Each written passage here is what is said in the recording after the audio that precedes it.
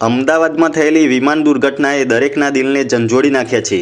12 જૂનના રોજ લંડન જતું એર ઇન્ડિયાનું બોઇંગ 787 વિમાન અમદાવાદ એરપોર્ટ પરથી ટેકઓફ થયા બાદ થોડી જ મિનિટોમાં ક્રેશ થઈ ગયું હતું। આ ભયાનક ઘટનામાં 53 બ્રિટિશ નાગરિકો સહિત કુલ 260 મુસાફરોના કરુણ મોત નીપજ્યા હતા, જ્યારે જમીન પર રહેલા કેટલાક નિર્દોષ લોકો પણ આ દુર્ઘટનાનો ભોગ બન્યા હતા। એક ક્ષણમાં બધું બદલાઈ ગયું। કોઈ પોતાના સપનાઓ લઈને મુસાફરી પર નીકળ્યા હતા તો કોઈ પોતાના પરિવારને મળવા જઈ રહ્યા હતા, પરંતુ કિસ્મતને કંઈક બીજું જ મંજૂર હતું।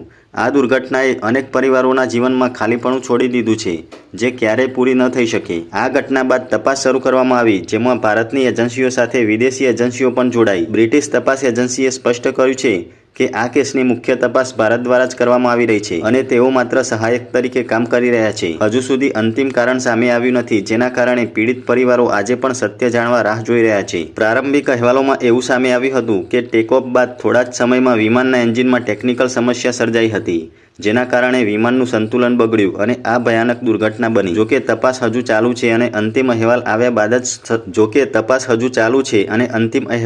બાદ જ સત્ય સ્પષ્ટ થશે। આ દુર્ઘટના આપણને એક મોટો પાઠ શીખવે છે કે જીવન અનિશ્ચિત છે। આપણે જે લોકો સાથે છીએ તેમની કદર કરવી જોઈએ અને દરેક ક્ષણને પ્રેમથી જીવવી જોઈએ। આજે પણ આ ઘટનાની યાદ ઘણા લોકોના દિલમાં તાજી છે અને પીડિત પરિવારોના દુઃખમાં આખો દેશ તેમની સાથે ઊભો છે। ભગવાન તમામ મૃત આત્માઓને શાંતિ આપે અને તેમના પરિવારોને આ દુઃખ સહન કરવાની શક્તિ આપે।